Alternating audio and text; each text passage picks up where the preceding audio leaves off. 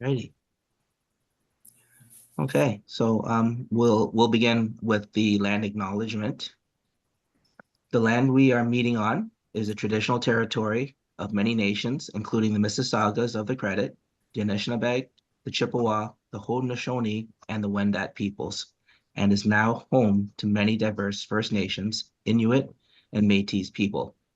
I also acknowledge that Toronto is covered by Treaty 13, signed with the Mississaugas of the Credit, and the Williams Treaties signed with multiple Mississaugas and Chippewa bands.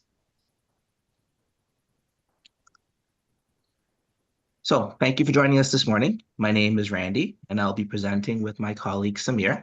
We are teachers with the Toronto District School Board, and today we'll be looking at mental health and well-being. Samir, would you like to say a quick hello and get us started with a little story? Yes, sir, definitely. Hi, everybody. We're going to talk about, as Mr. Key said, mental health and well-being. And Mr. Key, do you want me to start with the example? Sure. Yeah, excellent. So mental health to me is somehow related to, everybody's happiness, sadness. There are different kind of feelings we have. We are human beings. So to me, I can give you an example. There was a day, I live in Mississauga and I used to travel to Scarborough uh, early morning. So it was stressful every day. And early morning, 6:30, when I was leaving my home and I was driving, the front, the main street, which I have to join after coming out of my parking, it's with the speed of 50 kilometers per hour. So one day in morning, I was just going to school and I saw somebody was driving really very slow with the speed of 30 or 35. I was not happy with that. I was like, what this driver is doing? Why is too slow? And then I left and I was just, I went to school after 2, 3 days. There was another day. Morning, I was trying to go to school, and somebody was driving on the same street. It's a school zone, actually. So somebody was driving on that particular street with the speed of 60 or 70. I was very angry. What is going on? Why this gentleman is driving too fast? That is not safe for anybody. Even 6:30, there were no students at that time. And then I started driving. When I was on 401, I started thinking that few days back, I was not happy when somebody was driving with the speed of 35 or 40. Like, you know what? And today, I'm not happy because somebody was driving too fast on that particular limit. So people are not perfect. So we have to find a way to keep ourselves happy, to make ourselves happy. And there are things we can ignore, right? So our happiness is most important. If we take stress for a small things, then you know what, one of the hormone released from our brain inside, which is not good for our heart, not good for our brain. So how we can keep ourselves happy, not picking small things. That is all about mental health to me. How I can change myself means the person who is driving in front of me, like on 401, or behind me, is out of my control. I'm not driving that car. That is not like, what, something related to me. What I can control myself and my steering, my brake pedal. That's it. I cannot control somebody else. So sometimes we have to adjust according to the situation. So that's what I learned and my experience says. So that's what I would like to say at the beginning. And then, Mr. Key, you can start. Yeah, thank you, Samir. Appreciate that. I know there's many times where I get frustrated too, and I Yes. realize I keep thinking back, I should only think about things that I can control. And sometimes there are a lot of things that are out of my control, and it's probably just not worth getting myself worked up. So definitely a good story to start with. Thank you. So in our presentation today, we'll be discussing tips for helping parents and caregivers with their mental health, because we know it's important. If you're going to help to take care of kids, you also want to make sure you're healthy as well. Then we're going to look at how parents and caregivers can help their child or their children with their mental health. And we're also going to look at where can you go for help when things become a little bit overwhelming. So during this presentation, we're going to cover a variety of different things. We're going to get a little bit of clarification between well-being versus mental health versus mental illness. We're going to look at mindfulness and how that can be beneficial. We're going to look at self-care, and we're going to look at the importance of perspective. Then we're going to look at the concept of emotional intelligence, and then we're going to look at how we can try to control our own emotions, and then we'll look at how to help your child, and then we'll look at the possibility of handling difficult situations at home, and then again, we'll go back to where you can get help. So lots to cover, and we'll try not to go too in depth, but we want to bring these things to everyone's attention and then show you where you can go for additional information. Okay, so let's begin by looking at a few important definitions, because sometimes these concepts are used interchangeably, but often it's used out of context. So the first thing we want to look at is mental health. So mental health is made up of our emotional, psychological, and social well-being. It affects how we think, feel, and act. It also helps determine how we handle stress, relate to others, and make choices. Mental health is important at every stage of life, from childhood and adolescence through adulthood. It can be negatively impacted by such things as living in a difficult marriage, struggling with aging parents and caregivers, or poor work-life balance. As we navigate through life, there are so many things that we come across, and it can also have an impact on our mental health. All right, next we want to look at is well-being. Now, well-being is defined as having both an awareness of your emotions and the ability to manage and express those feelings in a healthy and age-appropriate manner. It includes having both good mental and physical health, a high life satisfaction, and a sense of meaning. So well-being basically is feeling good about yourself and your life. The next one we want to look at is mental illness. So mental illnesses are specific, diagnosable health conditions involving changes in emotion, thinking, or behavior, or a combination of all three. Mental illnesses are associated with distress and or problems functioning in social, work, or family activities. They're medical diagnoses that have behavioral components like any medical condition, such as heart disease or diabetes. So those three definitions, understanding the differences among these three terms can go a long way to helping ensure that statements do not misrepresent the important differences that exist among well-being, mental health, and mental illness. Okay. So let's begin with a calm, mindful minute. We're going to try a mindfulness breathing activity. And during this activity, all we would like you to do is to just focus on your breathing. Breathe in, and then you're going to hold. Then you're going to breathe out. You're going to hold again, and then you're going to repeat. So the video will take us through this. Try to just let go of anything you're thinking of and just focus on your breathing and enjoy.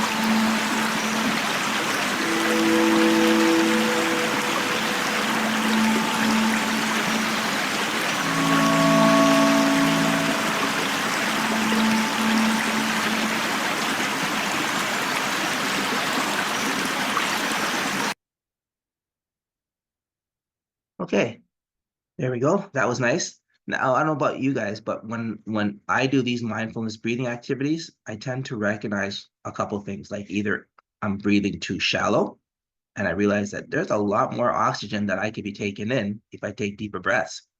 And another thing I tend to realize too, sometimes I'm breathing too quickly. And I guess also because I'm breathing shallow, I tend to want to breathe more. So it's nice sometimes just to take a moment and regulate your breathing. And really and truly, you can get a nice a nice change right away. You can feel the difference, which is something I tend to see. What do you think, Samir? How do you feel about that? Oh, you're muted, Samir. I'm sorry, sir. I practice every day. I practice this because this is a kind of, something positive breathe holding means capacity, and negative breathe holding capacity when we exhale and hold. And positive means when you inhale and hold. And that helps a lot because the oxygen, it's going in our brain, fresh oxygen, and then we feel fresh. So that's right. It's a great activity, sir. Yeah. And I want Right. everybody to use. Yeah. And it's nice to recognize too that something as simple as breathing, um, there's a lot of purpose to it. And physiologically, we get a lot of benefit from it. So it's not just a matter of breathing. There's lots of things happening in our body when we're focusing on this. So it's very, very beneficial. And sometimes you find like with the kids, um, we need to spend a little time just to build a little sense of purpose. Here's the importance, and here's why we'd like you to try to focus on your breathing, because breathing is a natural thing and we tend to not be too mindful of it. So becoming mindful of our breathing, we can then start to see and feel the differences. Yes, sir. Can I add something? Yes, sir. Thank you, sir. There is a book, very good book, Breathe Like a Bear. And most of the schools, most of the teachers, they use it. So I would like to recommend if parents can try that book. Like it's a few bucks from Amazon, they can buy it. Breathe Like a Bear. There are different exercises like blowing up a means a candle, or having a cup of coffee means exhaling and then drinking. You know what? Or there are like kind of bubble in your tummy, so the balloon grows up and balloon goes down back. You know what? Those are the activities. That's a great book. So Breathe Like a Bear. They can try that. That's great. Maybe we can add that in the chat so we can have a record of that. Yes. Thank you, Samir. Yes. So that was our first example of mindfulness. And we just want to take a moment now to look at how does mindfulness help your mental health. So mindfulness is a way of paying attention to the present moment, just like we did with our breathing. So we're using techniques like meditation, breathing, and yoga. It helps us become more aware of our thoughts and feelings so that instead of being overwhelmed by them, we're better able to manage them. So mindfulness can be used as a tool to manage your well-being and mental health. While research is still growing in the area of mindfulness, evidence has suggested the benefits of mindfulness to health and well-being, and results are showing positive effects on several aspects of whole person health, including the mind, the brain, the body, and behavior, as well as a person's relationships with others. Mindfulness has also been shown to help with many conditions, including stress, anxiety, depression, addictive behaviors, such as alcohol or substance misuse, and gambling, and physical problems like hypertension, heart disease, and chronic pain. So we can see that the opportunity to practice mindfulness can have a great number of benefits in a variety of different areas. And this is why mindfulness is being brought into schools, and there are many schools who do mindfulness activities and even have mindfulness classes. So it's growing definitely with each day. I'd like to give you a quick activity that you can try with your child now. Um, this one is good for if your child has strong emotions, and this one's called the mindful jar. So this activity can teach children how strong emotions can take hold and how to find peace when these strong emotions feel overwhelming. So to set this up, you would get a clear jar, like a mason jar, and you fill it almost to the top with water. And then next, you could add big spoonfuls of glitter glue or just glue and dry glitter into the jar. Then you put the lid back on and shake it to make the glitter swirl. So you get like a nice swirl, like you see in the first picture. The glitter will cover the whole jar. Then finally, you're going to use the following script, or you can just take inspiration from it to form your own mini lesson for your child. So here's the script. Imagine that the glitter is like your thoughts when you're stressed, mad, or upset. See how they whirl around and make it really hard to see clearly? That's why it's so easy to make silly decisions when you're upset, because you're not thinking clearly. Don't worry, This is normal and it happens in all of us. Yep, grown-ups too. So now you put the jar down in front of them and then watch what happens when you're still for a couple of moments. Keep watching. See how the glitter starts to settle and the water clears? Your mind works the same way. When you're calm for a little while, your thoughts start to settle and you start to see things much clearer. Deep breaths during this calming process can help us settle when we feel a lot of emotions. So this exercise not only helps children learn about their emotion, not only helps children learn about how their emotions can cloud their thoughts, but also facilitates the practice of mindfulness while they're focusing on the swirling glitter in the jar. So they see the glitter swirling around and they get the sense that that's their emotions, but they notice that after a while when they wait, the glitter starts to settle, and that's an example of their feelings also starting to settle. And then the clear in the jar is them feeling clear after the deep calming breaths. So it says you should try to have kids focus on one emotion at a time, such as anger, and discuss how the shake and burst settling glitter is like that emotion. So a nice activity, and I think it's something that's not too difficult to set up. I mean, sure, you need a couple little supplies, but it's really nice, and I think it's a nice way for the children to relate.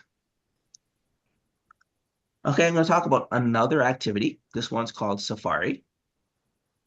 The Safari exercise is a great way to help kids learn mindfulness. This activity turns an average everyday walk into an exciting new adventure. So you tell your kids that you're going to be going on a safari, and their goal is to notice as many birds, bugs, creepy crawlies, and any other animals as they can.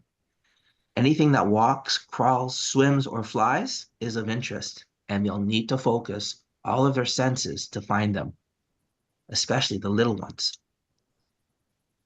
So while they're on this walk, it really gets them to focus their senses, so it becomes a little bit more mindful, a little bit more purposeful, right? And the kids will like this because they're really focusing on looking for things, and they'll probably see things that they wouldn't probably not have recognized before. So that in itself is really nice as well. So there's a similar exercise for adults, and it's the mindfulness walk. This exercise provokes the same response in children that a mindful walk elicits in adults. It's a state of awareness and grounding in the presence. So it's nice because as you're walking, you're also focusing and you're calming your mind, but you're also getting the benefits of the walk. So if you like these activities, you can go to positivepsychology.com and look at their mindfulness section because there's a wealth of resources available there to use. You can also get many great activities and ideas on YouTube. You just do a search for mindfulness activities, and there's so many great activities that come up. So there's lots of resources available, and the nicest way to start is to just pick a couple simple activities and get going, and you'll see the benefits right off the bat. It's nice. Okay, so I'm now going to turn it over to Samir, and Samir is going to focus on self-care. Thank you, sir. So self-care is really very important. I would say for parents, for teachers, for everybody, you know what? You got to be selfish in that particular case. You need rest. If you take care of yourself, then only you can take care of your children. If you are like you're not yourself, you're not healthy physically, mentally, emotionally, socially, then how we can take care of our children means, and for especially moms, I would say they have a lot of stuff on their plate, you know what, to handle, and that's too, you know what. So means how we can manage those things, you know what, in our life. Uh, Self-care means, I would say, means try to connect with people, like, you know what, trusted person, connect with people. It's just not like, you know what, that somebody's in your family. Try to connect with other people out in park. Just go, like, you know what, community center, go sit in library and try to connect your child too with somebody else. Recognize, pause, take a pause when there is a like something like going on wrong. Like we had a situation yesterday, like around 1 a.m. and this morning, you know what, and I had a problem connecting with this particular platform to run, but Mr. Key was like totally nice, calm, and helping me. You know what? So that's the way we move. You know what? We take a pause. Okay, let's take a pause and means how we can take some deep breaths, relax, and then come up with fresh mindset. And then reflect whatever you have in your mind. Eat healthy. Healthy eating is important. You know what? It's just not like I would say I don't want to take a lesson at this moment on the stuff, the burger, pizza, and other stuff. But I would say eat healthy, vegetables and fruits, like what different color of fruits and vegetables. That is important too. To cover, whether you have enough vitamins, minerals, iron in your body, because everybody needs those things, small things like zinc, potassium, and we ignore sometimes. We ignore because you're too busy. You have moms, they have to take care of their family. If you have mom and dad at home, means you have your children, you are working in kitchen, you are working, means you gotta get ready to go for your job, means it's not easy for them. So how you can take care of yourself? You gotta be selfish sometime. You gotta give yourself some time so you can take care of others. Okay. And then hydrate. Drinking water is important. I have several incidences I have seen, like I was the one of the victim. I had a surgery like 12, 13 years back, and nobody told me to drink water. And I got fainted when I came back home. Because nobody asked me after surgery. My blood loss, from my body, and I was looking. My body was need water, but I just didn't drink enough water. And then my wife, she got scared. She picked me up and she called, 911, and they came back and they put water, means they put water, sorry, the bottle. Means so there were more incidences I have seen. People were fainting down in elevators or while walking, going to job. In winter, we don't feel thirsty, but your body needs water. Our body, we know that our body made up of like 65 to 70% of water. So we have to drink water. We have to encourage our children to drink water. Our old people in home, elders, we need to encourage everybody to drink a lot of water, hydrate. And then that's going to help, because in water, we have oxygen that goes to our brain, when blood circulates. So that's important too. And enjoy your life. Try to join others, try to go outside with family, sit with family and talk. Those are the things important. Repeat things intentionally. It's just not like you did it and then it's done. Like if you think that is working, repeat it again and again. Sleep is another factor. If you are not sleeping properly, next day there will be a problem. So take proper sleep, means at least 7 to 8 hours. Everybody needs it. There are people, they sleep 9 hours, 10 hours. There are people, they're fine with like 3 hours sleep, but still you need, to go according to the circadian cycle. If you're not following your circadian cycle, that's going to affect you in different ways. Your health, blood pressure, or a kind of cholesterol. There were several people, they have it's affecting their mental health because of the sleep. So I know we have some barriers. We have to pay bills. We have to, means, take care of the family, means, but still means try to be selfish a little bit in that particular case. The next one, I would say, keep moving. Keep moving. Don't just sit and means spend more time on a screen. Keep moving. Do kind of exercises. Go outside and walk, as Mr. McKee was talking about it. So those are the things. Next slide, sir. So just to summarize, Samir, I guess Yes. what we're really saying is we should focus on the pillars of health, right? So Yes. proper sleep, proper nutrition, proper exercise, and proper social connections with others. It's very, very important, and we need to make sure that we're mindful of keeping these for ourselves. Yes. Now, I would say in the next slide, I was to think again. Means we were talking about self-care, how we can take care of ourselves. Means forgive yourself, don't blame yourself for the small things. If something going wrong, it's okay. That's means we all make mistakes. We are human beings. We don't have to think too much, so stop blaming yourself. um, Means, and if we make mistake, forgive yourself. It's okay, we all make mistakes. That's what we are going to teach our children in future, you know what, so they become a good leader in community, you know what. Don't blame yourself for any mistake, especially for a solution which is not in your control. I gave you example, like, you know what, if somebody's driving car in front of me and I'm in hurry, then I'm not going to blame myself, or I'm not going to get angry or frustrated. It is obviously you're going to get, but how we can control that movement, that is more important, you know what. Be empathetic. Put your put your feet in other shoes, and then react to make decisions. You know what? Try to understand other situation. We don't know how the person is suffering. You know what? Maybe at job, at workplace, at home. Try to understand others' perspective too. Develop emotional vitality. And emotional intelligence. Emotional intelligence, Mr. Key is going to talk about it. It's very important nowadays. Like, you know what, the time has gone. Like 50 years back, there were not too many things, but in 21st century, you have to be emotionally intelligent to move forward. Think positive and accept criticism in a positive way. Like when somebody is criticizing or telling us which we don't like, just take it positively. We don't have to react. Like give yourself like at least 24 to 48 hours and then react. It's not possible, it's not easy, but I would say just try, you know what, take those things positively, and then react accordingly. Learn how to accept or digest no, because no is a very bad word to me.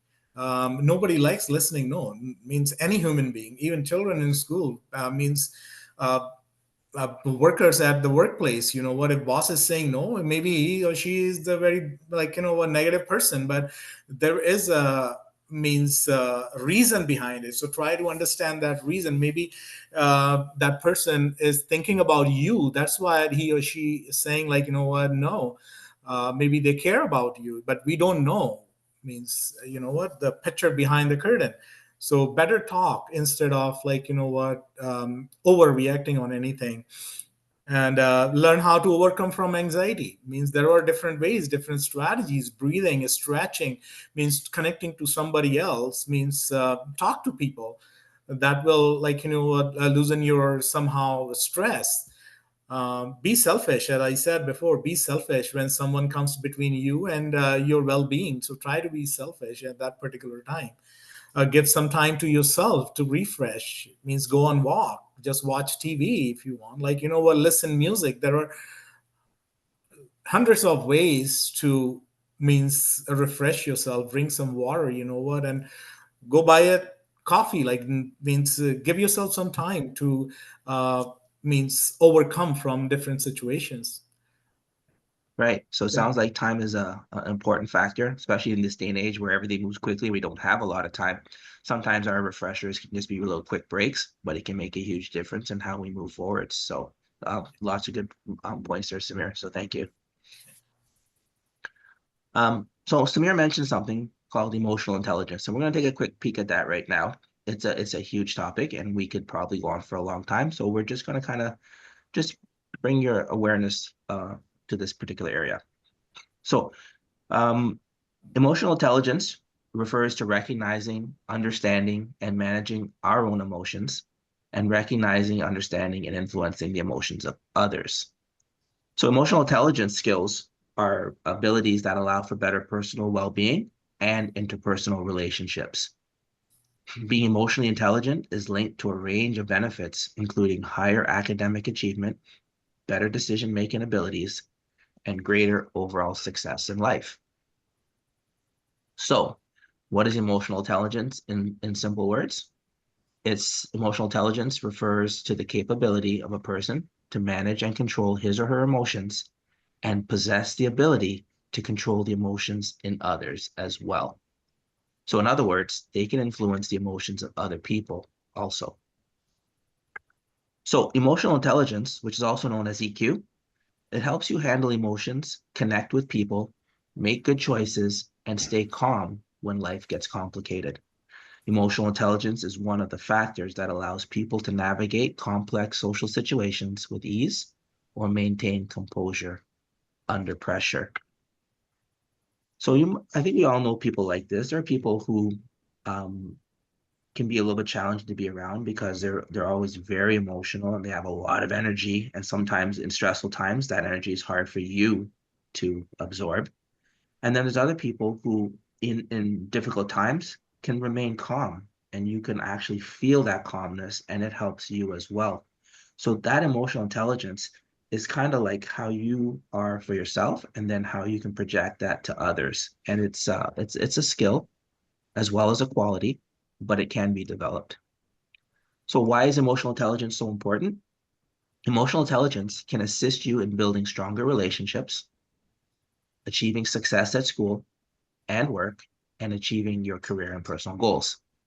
Also, can help you connect with your feelings, act on your intentions, and make informed decisions regarding your personal goals.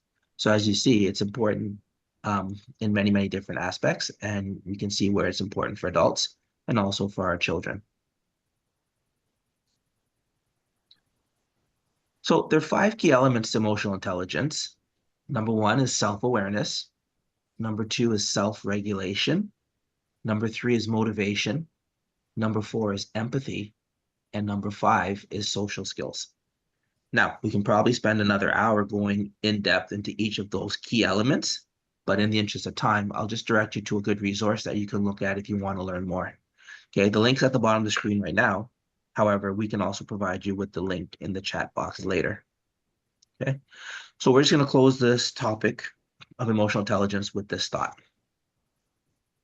People with high emotional intelligence can identify how they are feeling, what those feelings mean, and how those emotions impact their behavior and, in turn, other people. It's a little harder to manage the emotions of other people because you can't really control how someone else feels or behaves. But if you can identify the emotions behind their behavior, you'll have a better understanding of where they're coming from and how best to interact with them. So, lots of value in this whole concept of emotional intelligence. There's also lots of information available. And if you're interested in developing this particular skill, the website that I put down below that we can put into the chat box is a great starting resource. Okay, so now Samir's going to take over, and he's going to begin by looking at how we can control our emotions. Samir? Yes, sir. Thank you. So there are several ways. Like it works for me, and I don't know whether it's going to work for you or not, but we can try that. So to me, like knowing my trigger point is important. Like you know what, when I'm hungry, how I'm gonna react, I don't know. Means I need food like each and every 4 hours to eat, to calm myself. Like you know what. Fatigue, if you're tired, you know what, you react differently because your brain doesn't support, you know what, uh, like there are specific words that could trigger, you know what, somebody's emotions. There are different situations, so we must know our own trigger points and our children, and you know what, there are things we just need to observe that. If you know that, then we just divert that particular situation to means another thing, and then maybe it will help us, you know what, to get better, to feel better. Ignore negativity, criticism for your own peace. Means criticism is a natural kind of phenomenon. Everybody likes means, and they have their own point of view. Sometimes it depends how we are taking it. You can take it in a positive way, you can take it in a negative way, but if you're taking it in a negative way, it means there are benefits, but means accept as a challenge instead of like you know what, overreacting on situations or things. Avoid overreactions. That's what I was talking about. Sometimes we overreact on situations, so how we can control that particular part, you know what, suppose situation at home, the child is taking time to get ready, you have to go on job, you have to drop the child, so sometimes we raise our voice, means so uh, means just try to give them reminders few times, and try to start giving reminders a little bit early instead of you know what, just overreacting. And we all are human beings, we have feelings, we get angry, we get upset, you know what. So but over here, like how we can keep ourselves calm and use our words so that children can understand and they get ready on time, you know what. It's just one example I'm giving you. Do not put yourself in other situations, because if somebody is suffering out on the street, do not put yourself in that situation. We have empathy, we can understand, but we don't know all situations. Like might have what you are saying is not the reality. There's something happened before, an year back, means, and why they're arguing, what is going on, or in school, at job, or at home. Like, we need to understand that particular part before putting ourselves in that particular situation and reacting or supporting. Maybe you're supporting the right person, maybe not, means, because you were there just for like 2 minutes or 5 minutes. You were not there an hour or a year before. So try to understand everything, and then uh, go move accordingly. You know what, you were there to be part of the solution, but you're not there. Like, there are some kind of, there sometimes there are emergencies, you know what, but are you able to handle it? If you're able to handle it, then you must know what is going on there. Just not like we are going to jump and then we start, maybe that will be that's going to hurt somebody, feelings, or physically, mentally, emotionally, you know what, in different way. So be mindful in that case. Take quick rest to recover yourself, as we talk about it. Self care. Stay hydrated all the time. I'm repeating again. Share some jokes intentionally. You know what means, positive kind of jokes. If somebody is not in a mood, then be very mindful. But try to share some jokes, like, you know what, and early morning, maybe they're gonna feel better. Okay, just to connect with people. Talk to a person to whom you trust. Trusting people, like, is important. To call them, you know what, and talk to them. That means that's the way you think. What is your opinion? You know what, so those are the small things important to me, and that's what we want to share with you. Perfect. All right.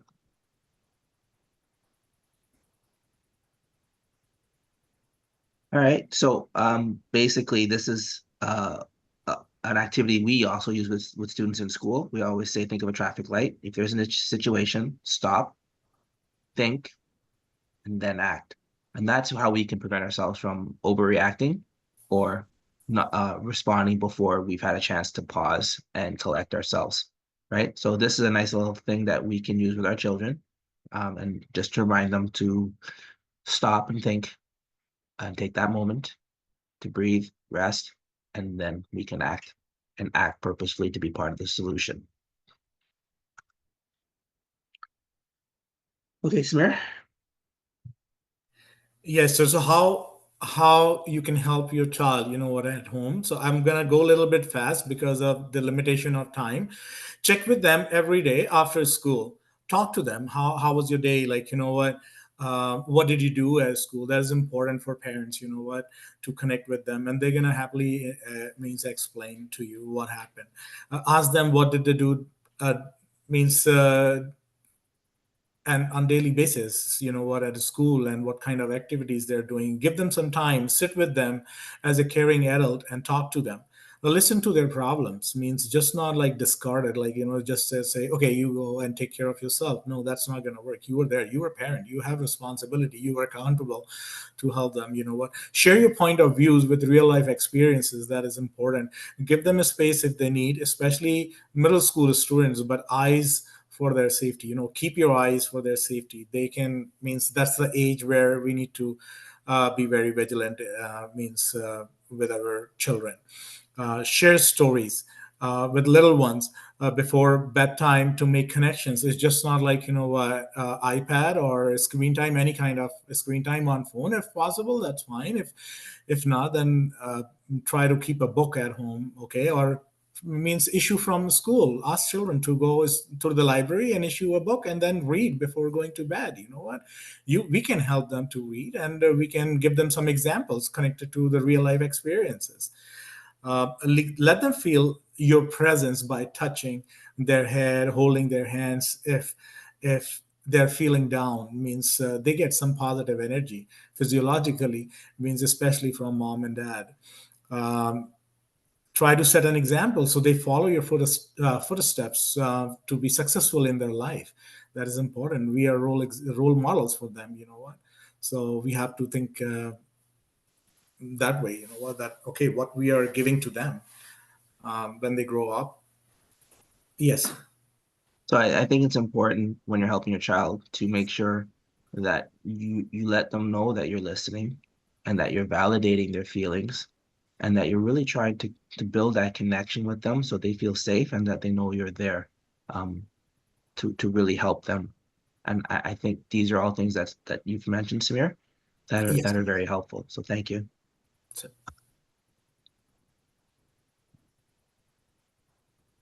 Okay, so we'll look at how to handle difficult situations at home. Okay, so like we said before, it's really important to let your child know that you're listening and not to try to solve their problems in a second because sometimes the problems feel very, very big to them. And you need to make sure that they know you're listening, that you're empathizing, and that you're validating how they feel. And you're not just trying to dismiss it to a very, very simple or quick solution. Number two, it says, don't worry whether you agree with them or not. Okay, at that point there, it's not really about that. It's about making sure that they're feeling that you're listening and that they're feeling that you're there to help them. Three, relate, empathize, and talk to them with kindness. Kindness and calmness really goes a long way. I think back to the keynote speaker with the positive parenting. Your tone is very important. It can really set the mood when you're empathetic and when you're calm. It's very, very, very good. Samira, you want to do number four? Yes, sir. Yeah, so re-examining this situation, usually when people get upset, there is a reason, as I said before. So means try to re-examine and just not react accordingly. So in my classroom, like I said, okay, I always discuss with my colleagues, like, when you're going in the classroom, try to scan the situation. Try to learn the environment and then react. Might have something happen 2 minutes back, and by just enter, or you are walking in a hallway, there was a child, who needs help, and then somebody was dealing, and then we just went in and then we started talking. So that's not going to help, because too many bodies, too many opinions, that's not going to help. So how one person can handle that particular situation, uh, even if you might not recognize it immediately, but you know what, maybe you're going to realize later. Give them some space again. They need their time to calm themselves down. Once they calm down, change the direction. Don't blame yourself again, means just keep trying. We are there to try, what, and things happen in real life. Remember, you're not alone in this particular boat. There are more people. Yes, sir. Right. So, remember that when you're working uh, with your children or your child, it's a team and it's about teamwork. And we have a quick video here. We're going to show you about teamwork, what it could look like, and how important it is.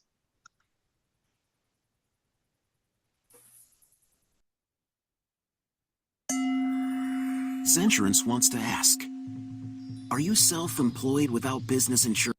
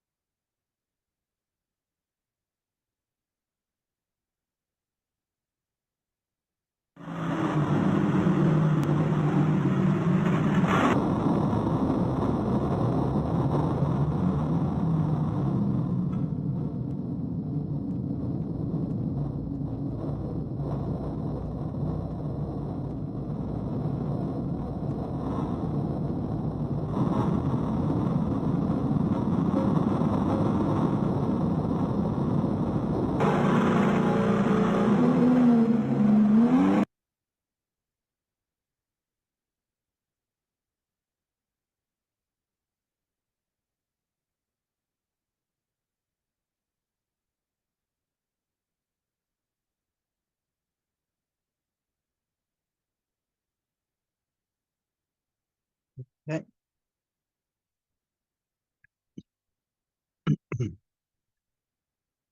Okay, Samir, you're paused. You're muted. Yeah, I'm sorry, sir, again. So means look at the teamwork, what everybody's doing their job without interfering others. Teamwork means there is another kind of teamwork when we collaborate, we do things, what we plan things together as a family. But the thing is that sometimes there are times where everybody needs their own space and everybody needs to show their expertise to bring a kind of positive to means create a positive learning environment or kind of environment where everybody feels good, appreciated, whatever they did, and then the result would be positive. But sometimes, there is another way, like when people interrupt and they feel like, oh, somebody is bugging me, like, what I'm trying to do, and that creates conflict. Okay, so how we can not create that particular situation which is the situation which is putting us into stress. Means, can we find out a solution? You know what, okay, let's everybody do their job, and then everything is done. Everybody's taking their own responsibility instead of, going in different way. Now, understanding is important, as the slide says. So once our great scientist Abraham Lincoln, he said, like, I don't know, I don't like that man, but I must get to know him better. I'm just not gonna right away make my decision. Okay, hello, how are you? I means you were talking to that person, but internally you were saying that, okay, hi, but I'm not gonna like you, means because you're talking in a different way, or your opinions are different. So how we can solve this particular issue?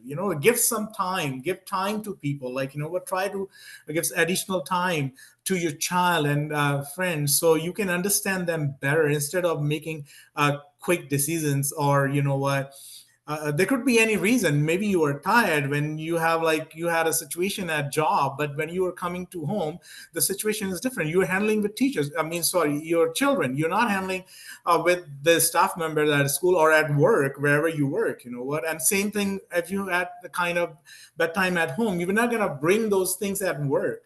So balancing those things is important, and making up our minds towards someone, right away. Again, it's not a right decision, as I said before. So means balancing those things is important to me. Mr. Key, you want to add something? No, I think you did a great job. But we know that, parenting is a tough job. We're not perfect. We're going to make mistakes. Sometimes we're going to have moments that we might feel like failures, but we also know that, failures sometimes lead to our greatest learnings. And we just want to show you a quick video here to make you see that there are many, many famous failures that have gone on to accomplish great things. So it's really important that as you're learning and as you're going through this as a parent, that you're not focusing on failures, but you're learning from them and then using them as positive experiences to move forwards. Here's a quick video.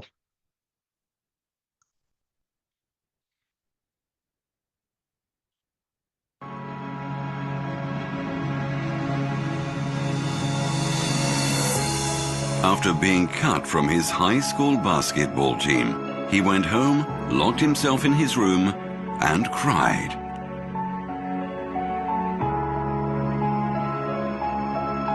He wasn't able to speak until he was almost 4 years old, and his teachers said he would never amount to much.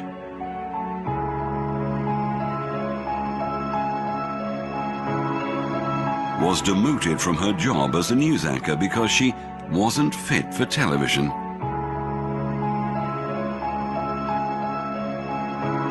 Fired from a newspaper for lacking imagination and having no original ideas.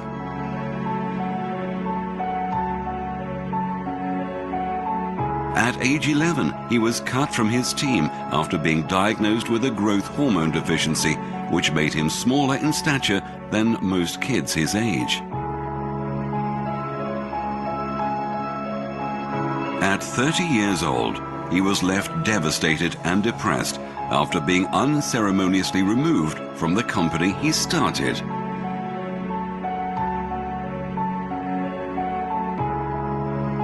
A high school dropout whose personal struggles with drugs and poverty culminated in an unsuccessful suicide attempt.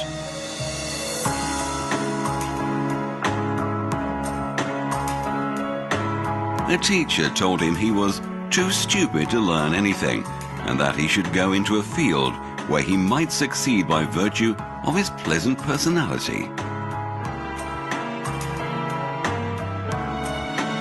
rejected by Decca Recording Studios, who said, "We don't like their sound. They have no future in show business."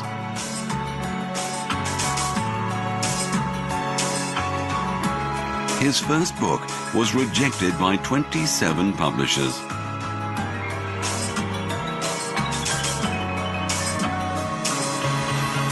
His fiancée died, failed in business, had a nervous breakdown, and was defeated in 8 elections.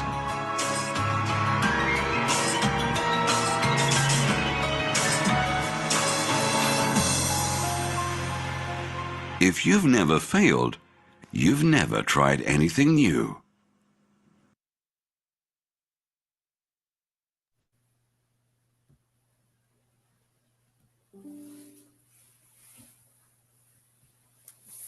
Okay, so just a little video there just to motivate you to see that there have been some very, very famous failures.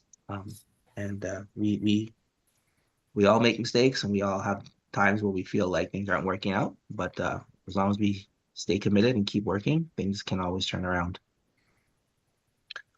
All right, next, Samir. Yes, sir. So it's Stephanie Dixon, actually. She's my role model. When I came to know, she won 17 Paralympic medals with having one leg. I was like somewhere in kind of out of my bubble. I was thinking, what is going on? I have 2 eyes, 2 ears, my whole body is functioning well, and I cannot even dream about it. And you see, she has one leg. She born in Yukon, and she won 17 medals, 7-time Paralympic gold medalist, 8-time silver medalist, and 2 times bronze medalist.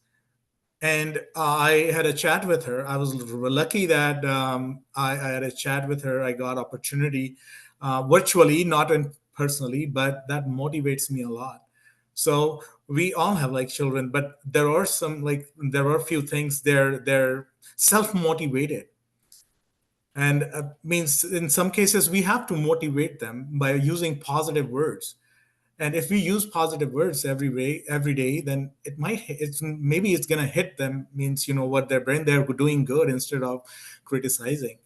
So there is a video, but we don't have enough time, so we can skip this. But yes, you can watch this later, and that would motivate you a lot.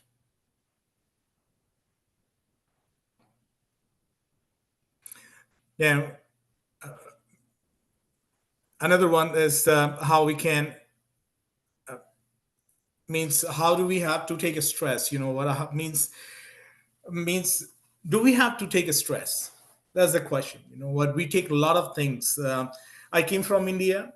There are people, they came from different countries. What, we don't have enough electricity. We are struggling for water. We are struggling for jobs. There are several things, and it's not like we have those problems here too, but the small things, whatever we are getting in Canada as an immigrant, I think that is enough for us to survive. So when we stop complaining about those things, like we have clean air to breathe, like there are countries, there was a lot of pollution in that country, and it's hard to breathe. The people there are getting sick. But over here, the air pollution, the quality of air is very good. It's awesome. We have clean water to drink 24/7. We get electricity 24/7 without any disruption. We have nice streets to drive our car, footpath to walk, free Wi-Fi available in most of the places. You don't have to pay for it. There are people, if you need at home, but it means you need to use it in case of emergency, you can go to Tim Horton, McDonald's, or Wendy's, or a different educational institution. You just get connected and you are using free Wi-Fi. Every school and community have parks, so the kids can go and play over there, spend some time. You can connect with other people in community. You can talk to them, you can make friends. Recreation centers, they are available in each and every community. So we have a lot. 24/7 transit facilities available. There are countries there are states I have seen after 9 p.m. everything is stopped. So if you have your vehicle, you can use it. You have your transportation, use it. Otherwise, you're getting stuck over there. So we are lucky in that particular case. We have so many opportunities. How we are using it 24/7 library, like, you know what, there are libraries open till 8 or 9. Are we using it? Are we going there? Are we taking advantage of that, or we are just complaining? So we need to think that way. You know what, free medical services, I would say it's going from your tax money. But again, like, you know what, we have like 24/7 availability, you know what, for medical services. So what else we want? How we can keep us happy? That's more important. So I think really the message is to take things in perspective, right? Focus on the positives, focus on what we have and what we can do instead of focusing on what we don't have or what we're unable to do at the moment. Perspective is a very powerful thing. And sometimes it can make us feel like our tasks and our issues are not so big, and it feels like it's a little bit more manageable. So finding something that we can focus on that's positive can also be motivating, and that can help us continue on when sometimes we feel like it's too big or too large or we need to quit. But if you do get to the point where you feel like these issues are beyond my capabilities, then you might want to turn to other people or organizations for help. And we just wanted to bring to your attention a few places. There are many, many more organizations, and as you search around, you can find more. But there are some places here where you can go to get help, to get support, whether it's for yourself or for helping deal with your children. This list here, you can just peruse it right through, and we'll try to make it available as well. But there are some great organizations, and also just like obviously medical practitioners and whatnot. We are not medical practitioners, we're teachers. So, I mean, we know that there are people who are trained and professionals in dealing with certain situations that might be able to assist you as well. So finding those contacts and those supports are also very important. And it's good to have it before the problem happens so that should something happen, you already have these resources to tap into. It's very challenging when the problems arise to go looking for resources. So it's nice to have these kind of in your back pocket.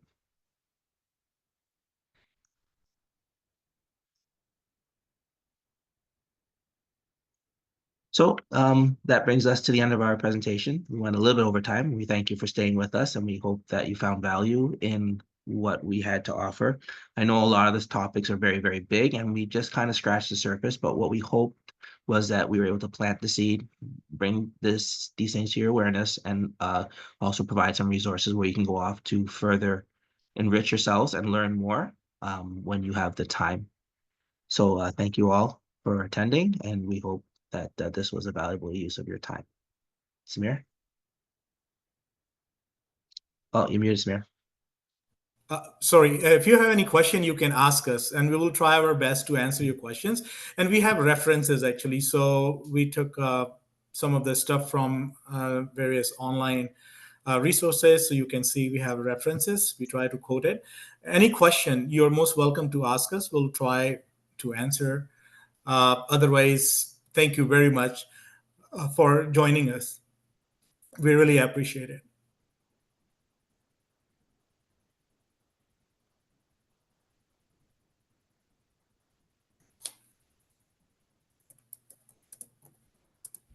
Thank you. All right. Thank you, everyone. Thank you.